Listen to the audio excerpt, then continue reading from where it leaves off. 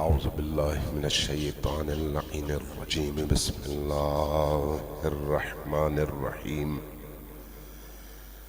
الحمد لله رب العالمين بارئ الخلائق أجمعين،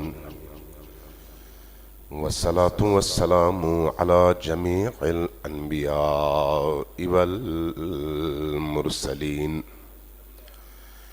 سيما من سمي في الآفاق بأحمد وفي الأرض بأبي القاسم محمد.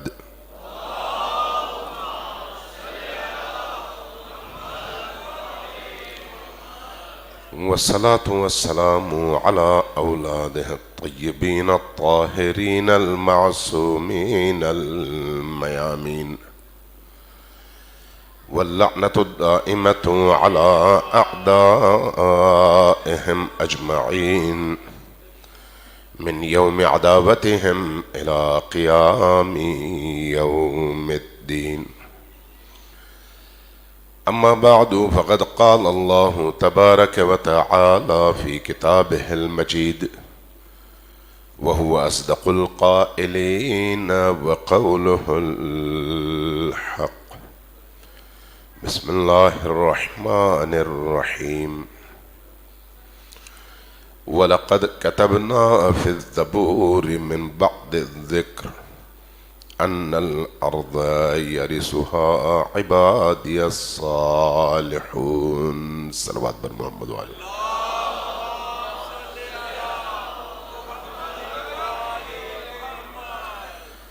اللہ تبارک و تعالی بانیان مجلس کی تمام حاجات کو قبول فرمائے، اور تمام حاضرین مجلس کی اس مجلس میں تشریف آوری، اور جتنی دیر تک یہاں پر تشریف فرما ہے اور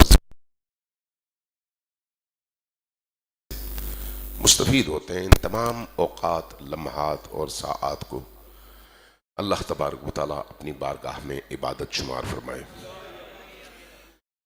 عزیزان گرامی، 5 مجلسیں ہیں، اور میری کوشش یہ ہوگی کہ ان 5 مجلسوں میں تشیع کی جو امتیازی خصوصیت ہے باقی مکاتب کے مقابلے میں، اور جس خصوصیت نے ہمیشہ تشیع کو دیگر مکاتب کے مقابلے میں پوری زمین پر ہمیشہ ایک امتیازی مقام عطا کیا ہے، ایک خاص مقام عطا کیا ہے، ان امتیازی خصوصیات میں سے ایک خصوصیت پر ان 5 مجالس میں گفتگو ہو، اور قرآن اور حدیث کی روشنی میں ہم یہ سمجھ سکیں کہ ایک شیعہ ہونے کے تقاضے کیا ہیں، اور کیا ایک شیعہ صرف نماز، روزے اور عزاداری کے بعد بری الذمہ ہو سکتا ہے کہ میں نے اپنے فرائض انجام دے دیے ہیں اور اب میں بری الذمہ ہوں، اب میں سیدھا جنت چلا جاؤں گا؟ یا پھر تشیع کا مطلب ایک ذمہ داری ہے، تشیع کا مطلب رسالت ہے، تشیع کا مطلب اس کائنات میں ایک کردار ہے جو اللہ ان لوگوں کو عطا کرتا ہے جن کے دل میں علی کی ولایت ہوتی ہے۔ لہذا اس موضوع پر انشاءاللہ تعالی کوشش کروں گا کہ ان راتوں میں کچھ نہ کچھ آپ کی خدمت میں عرض کر سکوں۔ جس آیت کو ابھی میں نے سرنامہ کلام قرار دیا ہے، بارہا آپ نے یہ آیت پڑھی ہے اور سنی ہے، وَلَقَدْ كَتَبْنَا، بے شک ہم نے لکھ دیا تھا، کہاں؟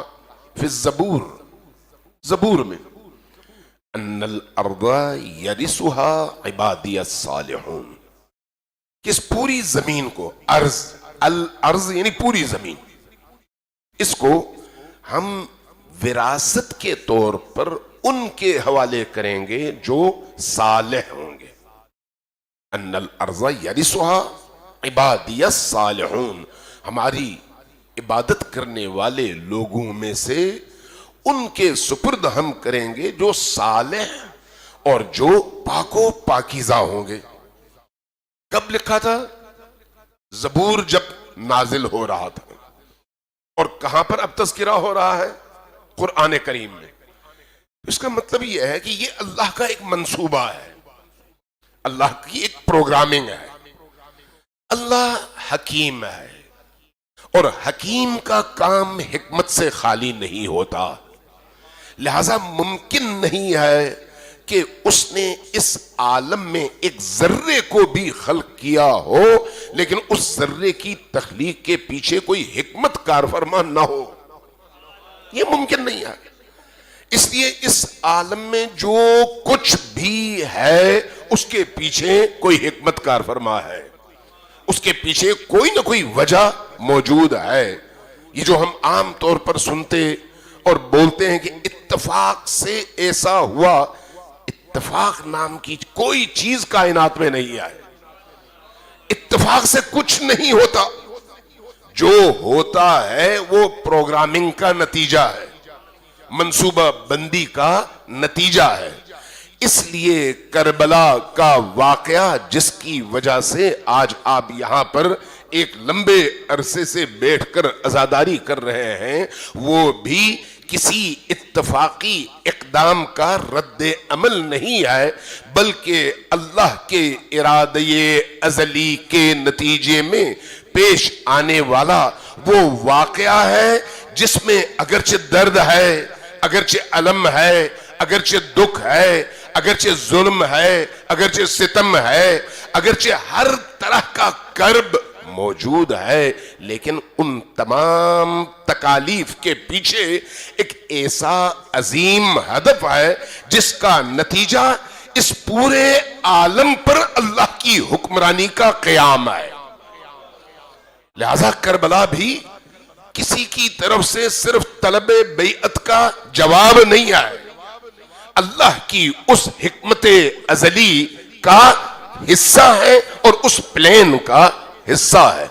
آپ جب یہ مرکز بنا رہے ہوں گے تو آپ نے زمین لینے سے پہلے تمام چیزیں سوچی ہوں گی کہ ہم نے زمین لینی ہے، اتنی زمین چاہیے، اور اس زمین میں ہم نے ان مقاصد کے لیے ایک بلڈنگ کھڑی کرنی ہے، اور اس بلڈنگ کو کھڑی کرنے کے لیے آپ کو انجینئر بھی چاہیے، آپ کو معمار چاہیے، آپ کو مزدور چاہیے، آپ کو ہر شعبے کا ماہر چاہیے۔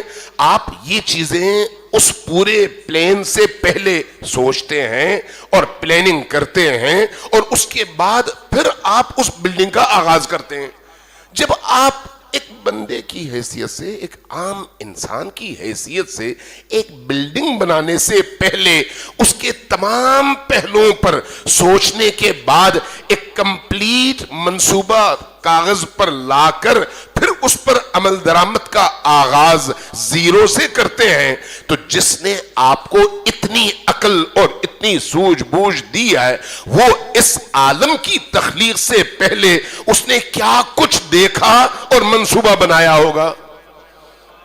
غور کیجئے گا اس بات پر۔ اس لیے قرآن کریم کی اس آیت پر غور کریں، لقد وَلَقَدْ كَتَبْنَا فِي الزَّبُورِ، زبور میں ہم نے لکھ دیا تھا کہ ان الارض يرثها عبادی الصالحون، کہ اس زمین کو ہم ان لوگوں کے سپرد کریں گے جو صالح ہیں لیکن عباد اللہ میں سے ہیں۔ اب سوال یہ ہے کہ زبور کے بعد قرآن اترا، ایک لمبا عرصہ گزرا، قرآن کے اترنے کے بعد 1400 سال گزر گئے، کہاں ہیں وہ عبادی الصالحون؟ کہاں ہے وہ میراث؟ کہاں ہے وہ اللہ کے پاک و پاکیزہ بندے؟ اس وقت زمین کس کے حوالے ہے؟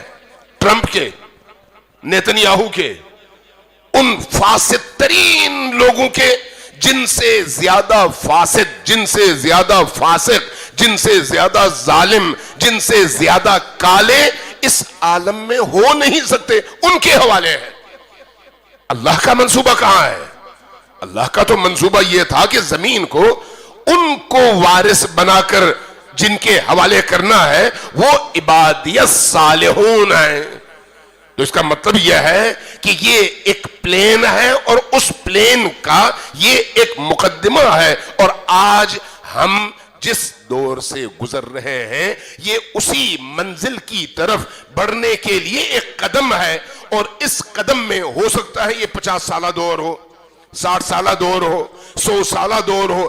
ان 100 سالوں میں فرض کریں 1901 سے 2001 تک، فرض کریں 1926 سے 2026 تک، اس 100 سال میں جو لوگ آئیں گے وہ اپنا فریضہ بجا لانے کے بعد نکل جائیں گے، اور پھر جو نئی پود آئے گی وہ وہیں سے اس کا آغاز کرے گی، اور پھر اگلا قدم وہ اٹھائے گی، اس سے اگلی نسل نے آ کر اسی سلسلے کو مزید آگے بڑھانا ہے، تاکہ اس الہی اور عالمی منصوبے کی طرف ہم مجموعی طور پر بڑھ سکیں، جس کے نتیجے میں ایک دن وہ آئے جب پوری زمین سپرد ہو اس کے جس کے انتظار میں کائنات تڑپ رہی ہے۔ صلوات بھیجیے بر محمد و آل محمد۔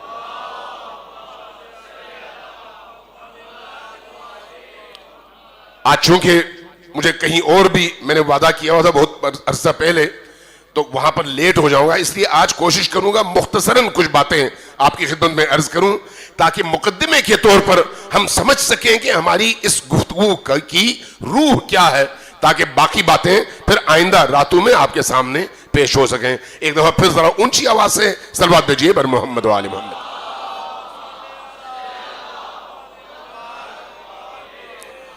عزیزان گرامی، میں اس وقت یہاں پر آپ کے سامنے ہوں، آپ میرے سامنے ہیں، ہم یہاں پر ابس نہیں آئے، بیہودہ نہیں آئے، صرف ایک مجلس میں شریک ہونے کا ثواب حاصل کرنے کے لیے نہیں آئے، یہ چھوٹا ہدف ہے۔ ہم اگر یہاں پر آئے ہیں تو ایک کائناتی ہدف کے ساتھ آئے ہیں، بشرطے کہ ہم اس کائناتی ہدف کی طرف متوجہ ہوں۔ وہ ہدف اللہ کا ہدف ہے۔ اللہ نے اس لیے اپنے بندوں کو، جن کو وہ اپنا بندہ کہتا ہے، ایک ذمہ داری دے کر بھیجتا ہے، ذمہ داریوں کا تعین کر کے بھیجتا ہے، اور ہم سب انہی ذمہ داروں میں سے ہیں۔ کیوں؟ اس لیے کہ ہم نے اس گھرانے میں جنم لیا ہے جس گھرانے کا امتیاز، جس گھرانے کی شناخت علی ولی اللہ ہے۔ جس گھرانے کی شناخت علی ہو، جس گھرانے کی شناخت زہرائے مرضیہ ہو، جس گھرانے کی شناخت حسن اور حسین ہو، جس گھرانے کی شناخت علی سے لے کر مہدی آخر الزمان تک وہ ائمہ ہو جو سب کے سب اس عالم کی تخلیق سے پہلے اللہ کی وہ تخلیق ہے جن کے بعد عالم کو خلق کیا گیا ہے، تو پھر ہمارے اندر بھی وہی روح پیدا ہوگی جو ان کی میراث ہے، اور انہی کے رستے پر چلنے والے کو وہ روح ملتی ہے۔ لہذا جو یا علی کہتا ہے، جو یا علی کہہ کر میدان میں قدم رکھتا ہے، اس کی روح کو بھی علی ہی کی طرح سے بلند ہونا چاہیے، اس کی فکر کو بھی علی ہی کی طرح سے بلند ہونا چاہیے، اس کے عزائم کو بھی علی ہی کی طرح سے بلند ہونا چاہیے، اس کی روحانی خصوصیات کو بھی علی ہی کی طرح سے پاک و پاکیزہ اور نورانی ہونا چاہیے، اس لیے کہ وہ علی سے وابستہ ہے، علی سے وابستہ ہے۔ اور علی جس کا امام ہو اس کے لیے اس سے بڑھ کر فخر کا مقام اور کوئی نہیں ہے۔ کائنات میں اللہ کی عبودیت اور رسول کی رسالت کے اقرار کے بعد اگر کوئی بلند ترین درجہ ہے، اگر کوئی بلند ترین مقام ہے، اگر کوئی بلند ترین وصف اور فضیلت ہے، تو وہ علی پر ایمان اور علی کے عشق کو دل میں سمونا ہے۔ اور اللہ نے یہ توفیق آپ کو اور مجھے عطا کیا ہے، اور ہمیں اس بات پر فخر بھی ہے کہ ہم اس قبیلے کے افراد ہیں جس قبیلے کا امام علی ابن ابی طالب ہے۔ لہذا جب ہم اس اعتبار سے اپنی اجتماعی ذمہ داریوں کا جائزہ لیتے ہیں تو ہم صرف نماز پڑھنے کے لیے نہیں آئے، ہم صرف روزہ رکھنے کے لیے نہیں آئے، ہم صرف ایک حج کر کے واپس آ کر گناہ بخشوانے کے بعد اپنی روٹین کی زندگی میں گم ہو جانے کے لیے نہیں آئے. جو کچھ بھی اس دنیا میں اللہ نے مجھے اور آپ کو عطا کیا ہے وہ سب کا سب وسیلہ ہے, ذریعہ ہے اور ایک عبوری زندگی کا سامان ہے. لیکن اس عبوری زندگی کے سامان سے ہم نے استفادہ کرتے ہوئے اس عظیم ہدف تک قدم اٹھانا ہے اور پہنچنا ہے جو اللہ کے پیش نظر ہے. اور اللہ نے اس عظیم ہدف کے تحت کربلا کے اس میدان کا معرکہ ہمیں عطا کیا ہے. ابھی جب میں آ رہا تھا بعض دوستوں نے کہا کہ موجودہ حالات کے حوالے سے گفتگو کی جائے, تو یقین رکھیں کہ یہ جو موضوع ہے اس کا تعلق ماضی سے بھی ہے, حال سے بھی ہے اور مستقبل سے بھی ہے. مکتب تشیع نام ہی اس مکتب کا ہے جو تمام زمانوں میں تمام زمینوں پر اللہ کے دین کے احیاء اور قیام کا علم بردار بھی ہے اور فرنٹ لائن کا مکتب بھی ہے. یہ ہو نہیں سکتا کہ آپ مکتب تشیع کے حامل ہوں اور مکتب تشیع کا حامل ہونے کے ساتھ اس تحریک سے ہٹ کر کسی ایسے قافلے میں شامل ہو جائیں, کسی ایسے قبیلے میں شامل ہو جائیں جس کا کوئی میل, کوئی جول, کوئی تعلق علی کے قبیلے سے نہ ہو. لہذا آج یہ جو مجالس ہیں, ان مجالس کا بنیادی ترین فریضہ کیا ہے؟ جہاں میرے اور آپ کے دل میں کربلا کے درد کو زندہ رکھ کر مجھے نورانی کرنا اس پورے عمل کا اور پروسیس کا فرض ہے, حصہ ہے, وہیں پر مجھے شعور دے کر, مجھے ادراک دے کر, مجھے حالات کے مطابق اپنی ذمہ داری کے ادا کرنے کا پابند بنا کر علی کا پیروکار بنانا, حسن اور حسین کا پیروکار بنانا اور اپنے وقت کے امام کے ظہور کے لیے مجھے آمادہ کرنا, اسی عزاداری کی ان مجالس کی ذمہ داری ہے. کربلا ماضی نہیں ہے. جہاں کربلا 61 ہجری کے واقعے کا نام ہے, اس 61 ہجری کے واقعے سے آج کو جوڑنے کا نام کربلا ہے اور آج سے آنے والے مستقبل کو جوڑنے کا نام کربلا ہے. اگر آغاز کربلا ہے تو انتہا ظہور ہے. ظہور اسی کربلا کے مقصد کی تکمیل کا نام ہے. لہذا اس ظہور کے لیے مجھے بھی تیار ہونا ہے اور آپ کو بھی تیار ہونا ہے. یہ جو تیاری ہے یہ کیسے ہے؟ سب سے پہلے فکر کی تیاری ہے, ذہن کی تیاری ہے, عقل کی تیاری ہے. اور اس تیاری میں ہمیں ہر طرح کی مشکلات کا سامنا ہے, ہر طرح کے چیلنجز کا سامنا ہے. آپ یقین جانیے کہ جب ہم احادیث کا مطالعہ کرتے ہیں, چاہے وہ نبی کریم صلی اللہ علیہ وآلہ وسلم کی احادیث ہو, چاہے وہ امیر المؤمنین کی, حتیٰ حضرت زہرا سلام اللہ علیہا کی یا باقی ائمہ کی, ان احادیث میں آج کے دور کے مؤمنین کے حوالے سے جو جو باتیں نظر آتی ہیں, ان باتوں کو دیکھ کر لگتا ہے کہ ابھی ہم جنت میں زندگی گزار رہے ہیں. ابھی ان ابتلاءات, ان آزمائشات, ان مشکلات اور ان امتحانات سے ابھی ہم گزرے نہیں ہیں, وہ امتحانات آنے ہیں. لہذا اس وقت جو چیلنجز ہیں, ان چیلنجز کو انہی روایات, احادیث اور قرآن کی آیات کی روشنی میں دیکھنے کی ضرورت ہے. اس لیے کربلا اور عزاداری سید الشہداء آئسولیٹڈ ایک عبادت کا نام نہیں ہے, بلکہ انسانی معاشرے کے پیکر اور بدن میں اس گلے سڑے اور بدبودار خون کو چینج کر کے ایک نئے خون کو داخل کر کے اس بدبودار انسانی معاشرے کو کربلا کی خوشبو سے نئی حیات دینا, یہ ہے عزاداری کی ذمہ داری. اس لیے عزاداری سید الشہداء صرف گریہ نہیں ہے, اس گریہ کے نتیجے میں ایک نئی روح ہے. عزاداری سید الشہداء صرف آنسو کے نتیجے میں جنت کمانا نہیں ہے. جنت کمانا مشکل کام نہیں ہے.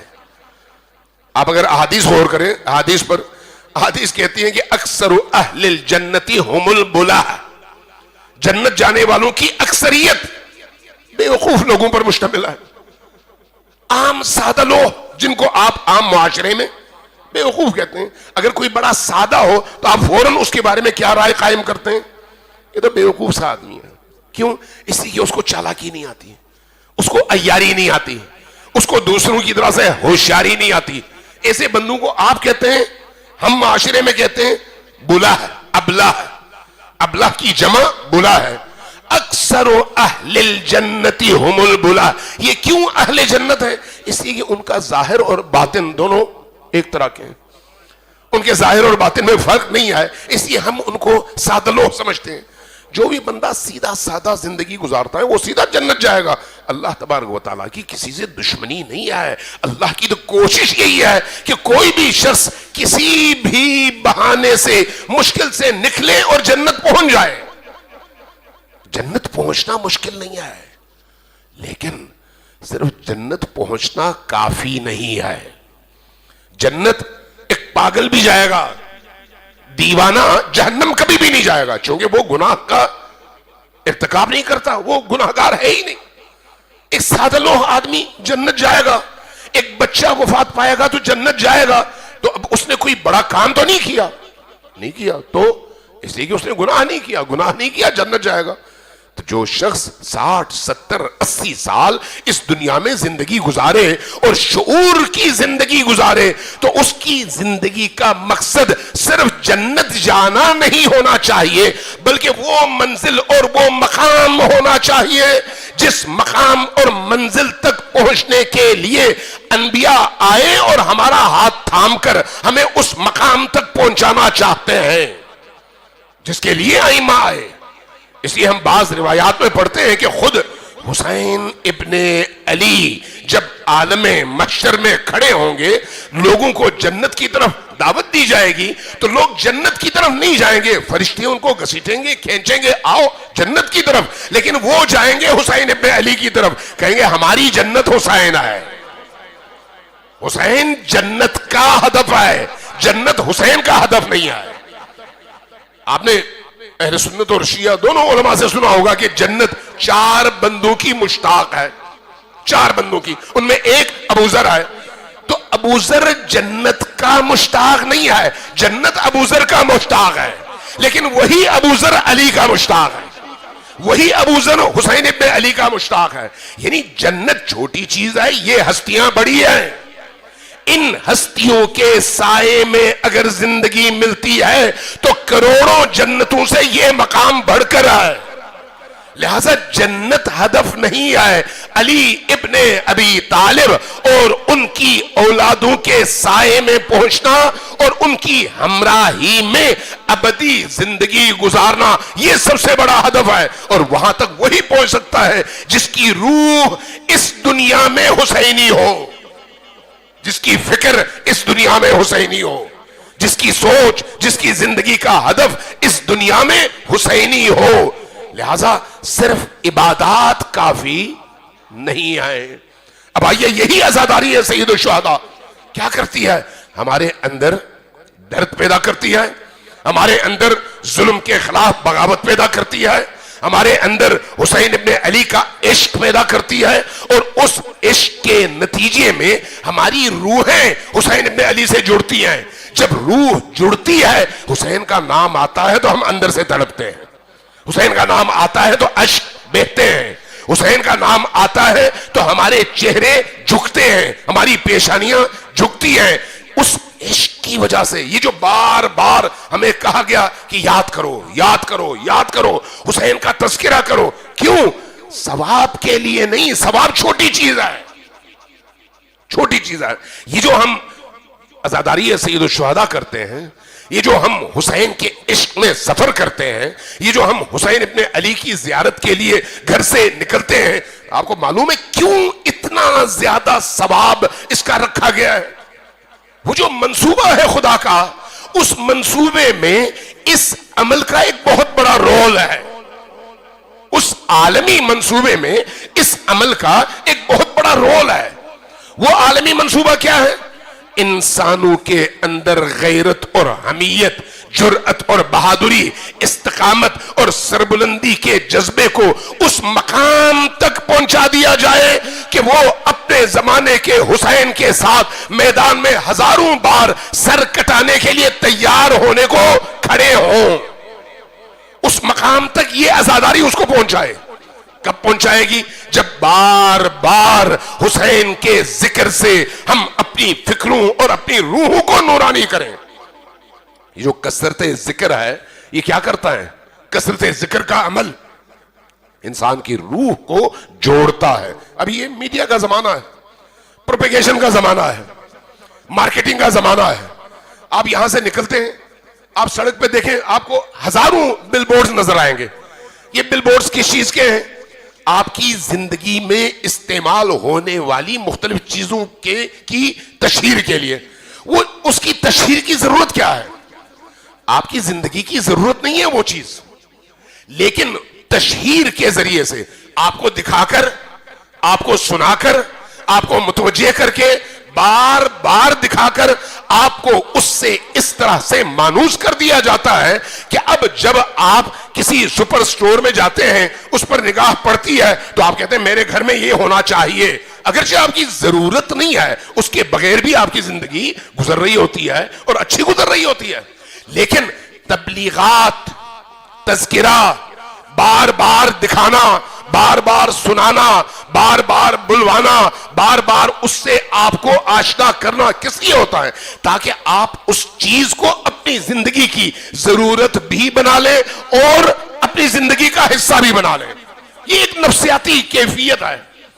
اللہ تبارک و تعالیٰ نے انبیاء کے تذکرے اور قرآن کی تلاوت اور حسین کے عشق کو اس لیے ہمارے سامنے رکھا کہ ان کے ذریعے سے ہماری روحیں اتنی بلند ہو کہ شب و روز ہماری سوچ حسینی سوچ بنے، ہماری فکر قرآنی بنے، ہمارا ہدف انبیاء قرار پائے. آشنائی، مانوسیت اور بار بار تذکرہ. اب جب ایک انسان اس ماحول میں پرورش پاتا ہے تو پھر اس کی زندگی کے شب و روز کا ہدف پیٹ نہیں ہوتا. اس کی زندگی کے شب و روز کا ہدف صرف جنسی خواہش نہیں ہوتی. اس کی زندگی کا ہدف صرف پیسہ کمانا نہیں ہوتا، شہرت کمانا نہیں ہوتا. یہ چیزیں چھوٹی ہو جاتی ہیں، انسان اس سے بہت آگے بڑھ جاتا ہے. عزاداری ہے سید الشہداء میں، یعنی عشق حسین. عشق حسین. اب اگر آپ نبی کریم سے لے کر امام حسن العسکری تک ان تمام ائمہ کی روایات کو دیکھیں، عجیب ہے. ایک کتاب ہے، آپ سے عرض کروں گا، پتہ نہیں اردو میں اس کا ترجمہ ہوا ہے یا نہیں. ابن قولبی بہت بڑی شخصیت ہے محدثین میں، انہوں نے یہ کتاب لکھی ہے اور کتاب کامل الزیارات کے نام سے ہے عربی میں. اس میں تقریباً 750 حدیثیں ہیں. 750 حدیثیں کس موضوع پر ہیں؟ نبی کریم صلی اللہ علیہ وآلہ وسلم سے لے کر امام حسن العسکری تک ان ہستیوں کی محبت، ان کی زیارت، ان کے عشق، ان سے اٹیچمنٹ اور ان کی بارگاہ میں حاضری، ان سے توسل، اس حوالے سے یہ ساری احادیث ان میں موجود ہیں. 750 احادیث. کتنی شخصیات؟ تقریباً 14. نبی کریم سے لے کر امام زمان تک 14 شخصیات کے بارے میں.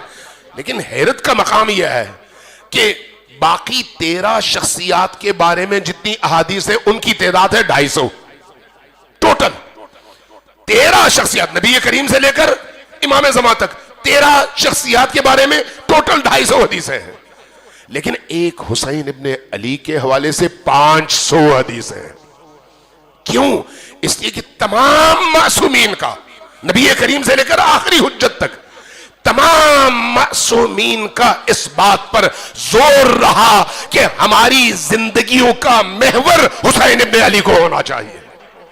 اس لیے حسین ابن علی کو یاد کرنا، حسین ابن علی سے گفتگو، حسین ابن علی سے توسل، حسین ابن علی پر عشق، حسین ابن علی کا ذکر، حسین ابن علی پر کا ورد، نام کا ورد، حسین ابن علی پر درود، حسین ابن علی کی قبر کی طرف قدم اٹھانا، حسین ابن علی کے ذکر کی مجلس کی طرف قدم اٹھانا، اس طرح کے شاید درجنوں موضوعات ہیں.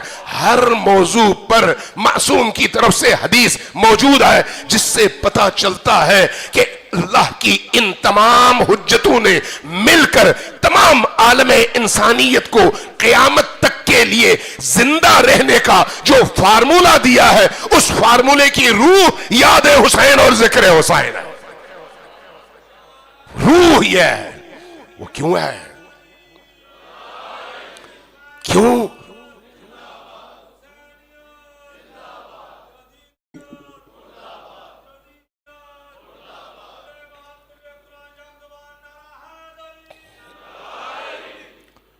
میں 2 احادیث بیان کر کے اپنی گفتگو ختم کروں گا. صرف 2 حدیثیں. مثلا ایک حدیث ہے کہ جب آپ حسین ابن علی علیہ السلام پر ایک قطرے اشک بہاتے ہیں تو اللہ تبارک و تعالی اس اشک کے قطرے میں اتنی قوت پیدا کرتا ہے کہ جہنم کی پوری آگ کو وہ قطرہ بجھا سکتا ہے. حسین ابن علی. وجہ کیا ہے؟ حسین ابن علی.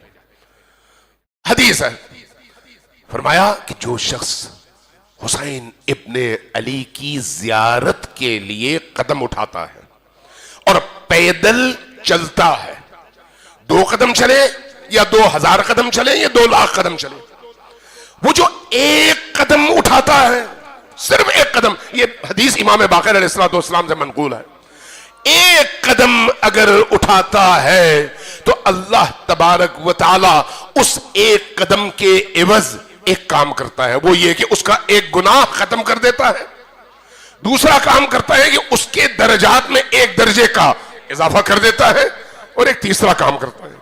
وہ کیا ہے؟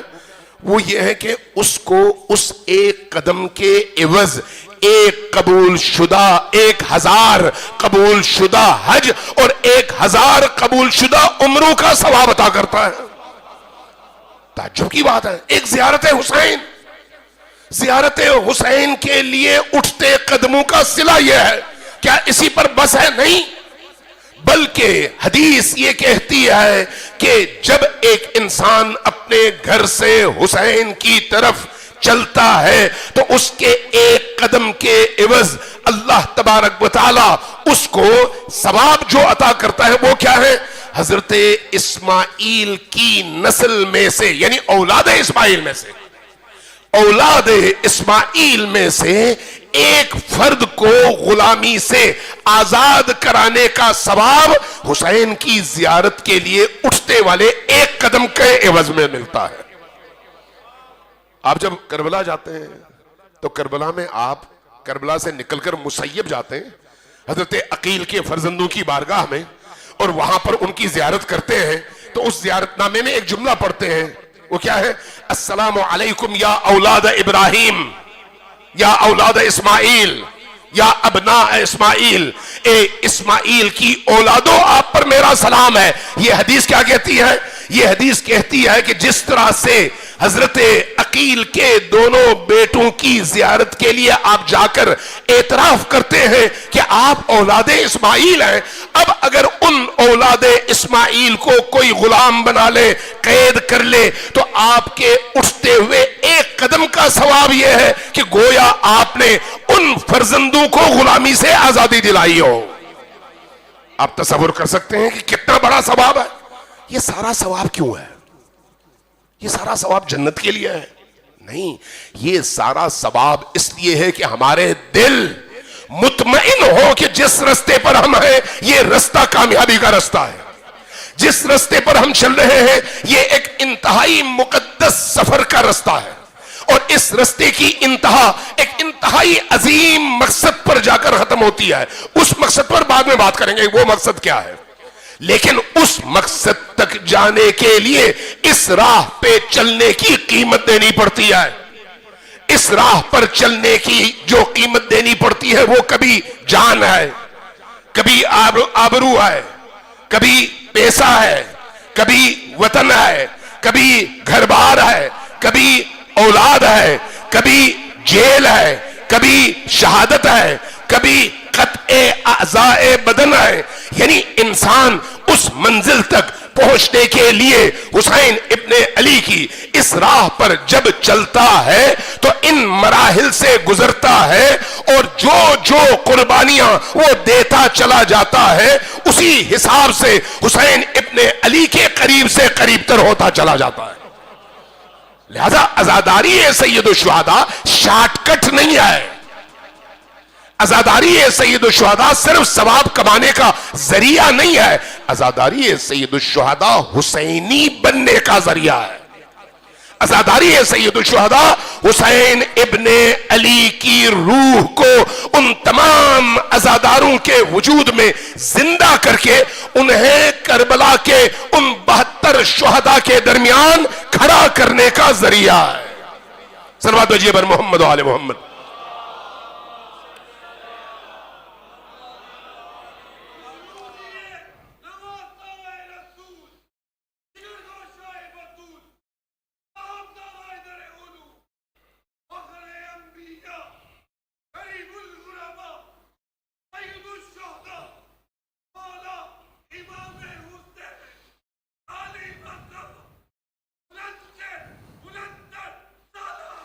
اللہم صلی علی.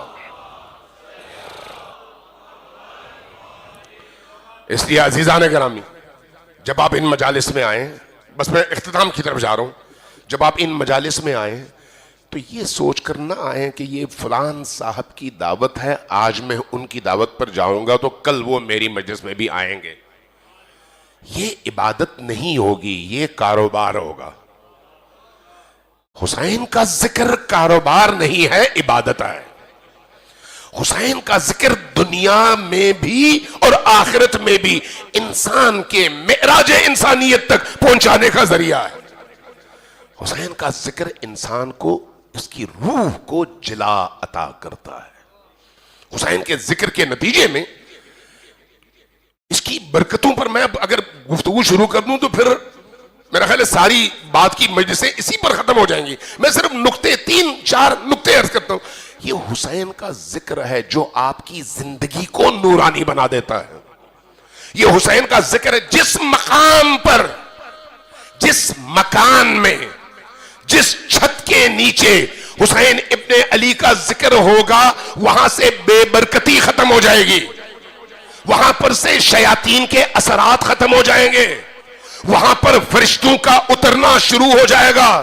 یہ روایت بیان کر رہا ہوں کہ جب کسی چار دیواری کے اندر حسین ابن علی کی مجلس ہوتی ہے تو اس مجلس میں روایت کہتی ہے کہ فرشتے اترتے ہیں اور باری باری اترتے ہیں. جب مجلس ختم ہوتی ہے تو آخری جو فرشتوں کا پورا غول اترتا ہے، دیکھتا ہے کہ مجلس ختم ہو گئی ہے تو روایت کہتی ہے کہ وہ فرشتے اس چار دیواری کے اندر داخل ہو کر ان دیواروں سے اپنے آپ کو مس کر کے برکت لیتے ہیں جن دیواروں سے حسین کے ذکر کی آواز ٹکرائی ہے.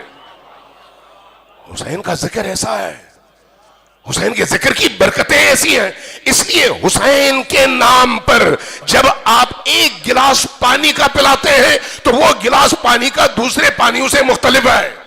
ایک لقمہ کھانے کا کھلاتے ہیں تو یہ لقمہ دوسرے کھانے سے مختلف ہے. حسین سے جو بھی چیز جڑ جائے وہ دوسری چیزوں سے مختلف ہو جاتی ہے. لہذا حسین ابن علی کے اس ذکر کی مجلس کو اس پاکیزگی اور روحانیت کے ساتھ منعقد کرنے کی کوشش کریں، اور اس کے لیے جب بھی جہاں پر بھی جائیں تو اخلاص کے ساتھ جائیں. اخلاص کے ساتھ. اخلاص کے ساتھ کیسے؟ وضو کر کے، بغیر وضو کے نہیں، وضو کر کے. اور جب کہیں پر آپ ایک گلاس، یہی جو آپ کو شربت پلائی جاتی ہے، پانی پلایا جاتا ہے، جو بھی امام حسین کے نام پر نیاز ہے، اگر وہی گلاس پانی کا آپ پیتے ہوئے کہتے ہیں صلوات اللہ علی الحسین، تو روایات کہتی ہیں جہنم کی آگ آپ پر حرام کر دی جاتی ہے. چھوٹی بات نہیں ہے، یہ افسانے نہیں ہے. حسین ابن علی کا مقام ہے. کیوں؟ اس لیے کہ اس حسین ابن علی نے جو قربانی دی، اس قربانی میں اپنی پوری ہستی دے دی اور نتیجتاً دین کو زندگی عطا کی.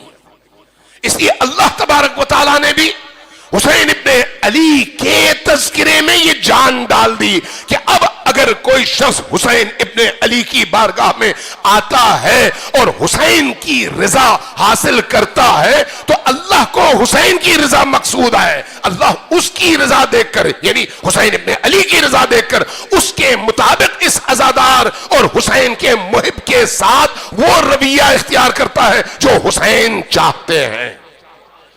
اور حسین کبھی بھی کسی کا بھی قرض نہیں رکھتے. کوئی شخص اگر صرف ایک دفعہ کہے السلام علیکہ یا ابا عبداللہ، ایک دفعہ، اس کے اسی ایک دفعہ سلام کے جواب میں حسین اس کو عطا کرتے ہیں. یہ جو مجالس ہیں، ان مجالس کو اس لیے معمولی نہ لیں، بہت عظیم عبادت ہے. دیکھیں عزاداری ہے سید الشہداء میں آپ آنسو بہاتے ہیں، نماز میں بھی کبھی آنسو بہائے نہیں. چونکہ آنسو نہیں بہائے اس لیے وہ نماز پتہ نہیں چھت سے اوپر گئی یا نہیں گئی، لیکن عزاداری ضرور گئی ہے. کیوں؟ اس لیے کہ یہاں پر نہ آپ کے اندر ریاکاری تھی، نہ آپ کے اندر بناوٹ تھی. یہ جو آپ کے آنسو بہے ہیں یہ اوریجنل آنسو تھے، بناوٹ کے نہیں. اور اللہ کی بارگاہ میں وہی جو اوریجنل آپ کا عمل ہے وہی قابل قبول ہے. یہی وجہ ہے کہ نماز میں بھی اگر روح پیدا ہوتی ہے تو وہ عشق حسین کی وجہ سے پیدا ہوتی ہے. حج میں بھی اگر روح پیدا ہوتی ہے تو عشق حسین کی وجہ سے پیدا ہوتی ہے. صلوات بھیجیے بر محمد و آل محمد.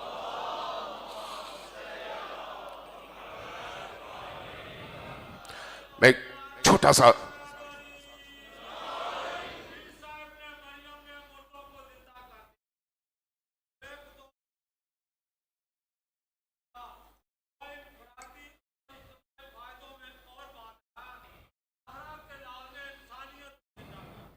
جزاکم اللہ،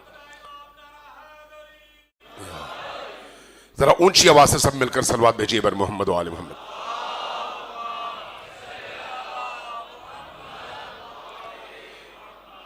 عزیزان محترم، آئیے کربلا والوں کی بارگاہ میں دل سے ایک سلام عرض کریں. کربلا واقعی ایک ایسی حقیقت ہے، اگر کسی دن ہماری آنکھوں کے سامنے سے پردے ہٹ جائیں اور ہم صرف کربلا کی ایک جھلک دیکھ پائیں، زمین کی بات نہیں کر رہا، بلڈنگ کی بات نہیں کر رہا، کربلا کی روح، وہ کربلا جو 10 محرم کے عصر کے موقع پر ان مظلوموں کے ساتھ پیش آنے والے واقعات پر مشتمل ہے. اگر ایک لمحے کے لیے پردہ ہٹ جائے، یقین جانیے اس کے بعد آپ کے دل میں جینے کی آرزو ختم ہو جائے گی. ایک ایسی حقیقت کا نام ہے کربلا. وہ کربلا جو اپنے اندر دکھ بھی رکھتا ہے اور نور بھی رکھتا ہے. وہ کربلا جس کو زندہ کرنے کے لیے حسین ابن علی نے اپنی جان بھی دی اور اپنے 6 ماہ کی جان بھی دی. صرف اتنا نہیں بلکہ زینب کبریٰ نے اپنی چادر بھی دی. کسی شاعر نے، فارسی شاعر نے کہا ہے کہ کربلا در کربلا می مرد اگر زینب نبود. اگر کربلا میں زینب نہ ہوتی تو کربلا کو کربلا ہی میں موت آ گئی ہوتی.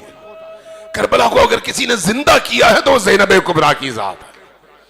اس حوالے سے میں مصائب کے جملے ہی سمجھ لیں، اشارتاً گزروں گا. آیت اللہ العظمیٰ خوئی جب کبھی نجف سے کربلا آتے، حضرت عباس کے حرم کے سامنے پہلے آتے، یہاں سے اجازت لیتے، پھر جاتے امام حسین کی بارگاہ میں. اس زمانے میں باب القبلہ میں ذریح کے بالکل سامنے باہر ایک بڑا سا حوض ہوتا تھا. آپ میں سے جو بزرگ اس زمانے میں گئے ان کو یاد ہوگا. اور حوض میں پانی ہوتا تھا، درمیان میں ایک ستون اور اس کے ساتھ ایک مشکیزہ اور علم، اور مشکیزے سے پانی چھد چھد کر اس حوض میں بھرا ہوتا تھا. وہاں پر کھڑے ہوتے ہیں، کھڑے ہو کر قبر حضرت عباس کی طرف رخ کرتے ہیں. عجیب ہے، 3 جملے کہتے ہیں، لیکن یہی 3 جملے دلوں کو آگ لگانے کے لیے بہت ہیں. 3 جملے صرف. پہلا جملہ قیامت کا جملہ تھا. پہلا جملہ کیا کہتے ہیں؟ کہتے ہیں السلام علیک یا شباب الحسین، اے حسین کی جوانی عباس، آپ پر میرا سلام. آپ جب تک زندہ تھے حسین جوان تھے، کمر سیدھی تھی. جیسے ہی آپ شہید ہو گئے حسین کی کمر جھک گئی اور ان پر ضعیفی طاری ہو گئی. آپ ان کی جوانی تھے. دوسرا جملہ کہتے ہیں، دوسرا جملہ پہلے جملے سے زیادہ دردناک جملہ ہے. کیا فرماتے ہیں؟ فرماتے ہیں السلام علیک یا حجاب زینب، اے زینب کے حجاب عباس، آپ پر میرا سلام ہو. جب تک آپ زندہ تھے زینب کا حجاب سلامت تھا، لیکن جیسے ہی آپ شہید ہو گئے زینب کا حجاب لٹنے کا وقت آ گیا. اب زینب کہتی تھی کہ اب حجاب لٹنے لگا ہے، اس لیے کہ عباس نہیں ہے. تیسرا جملہ ان 2 جملوں سے زیادہ سخت ہے اور صاحبان اولاد کے لیے ہے، جن کے گھروں میں معصوم بچے اور بچیاں ہوں. کیا تھا؟ فرماتے السلام علیک یا ساق السکینہ، اے سکینہ کے ساقی عباس، آپ پر میرا سلام ہو. اس لیے کہ جب تک آپ تھے سکینہ کی پیاس سلامت تھی اور سکینہ العطش العطش کی ندائیں بلند کر رہی تھی. جب پتا چلا کہ عباس پانی لینے جا رہے ہیں تو سکینہ نے مختلف خیموں سے چھوٹے چھوٹے ان معصوم بچوں کو اپنے خیمے میں جمع کیا. تعداد بعض راویوں نے 22 سے 28 تک بیان کیا ہے.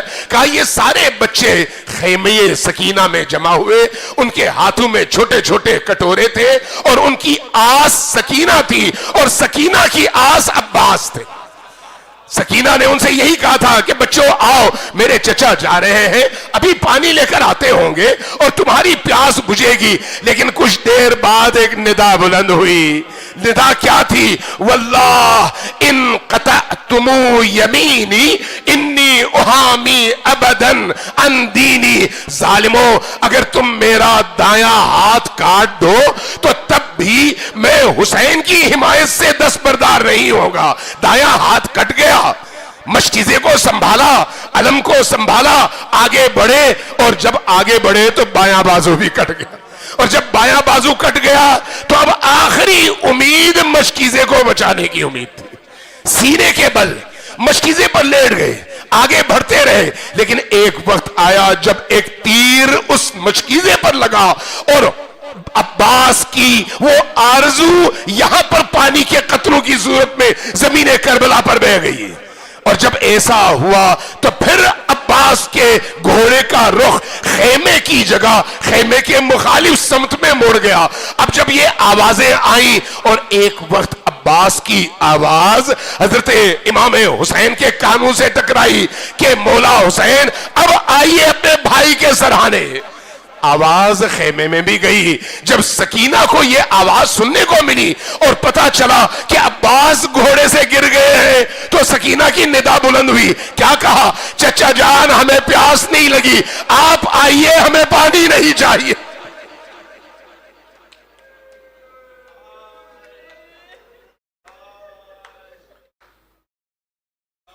انا للہ و انا الیہ راجعون. وَسَيَعْلَمُ الَّذِينَ ظَلَمُوا أَيَّ مُنْقَلِبٍ يَنْقَلِبُونَ. بارلہا ہماری اس قلیل عبادت کو اپنی عظیم بارگاہ میں قبول فرما. بارلہا جن عزیزوں نے اس مجلس کا اہتمام کیا ان کی تمام خواہشات اور آرزوؤں کو قبول فرما. ہم سب کے تمام مرحومین کو اور بانی مجلس کے تمام مرحومین کو جوار رحمت میں، جوار حسینی میں جگہ عطا فرما. بارلہا ہمارے قلوب کو ذکر حسین سے، حب حسین سے، عشق حسین سے نورانی فرما. بارلہا ہماری زندگی کا آخری سلام حسین کے نام پر مختص فرما.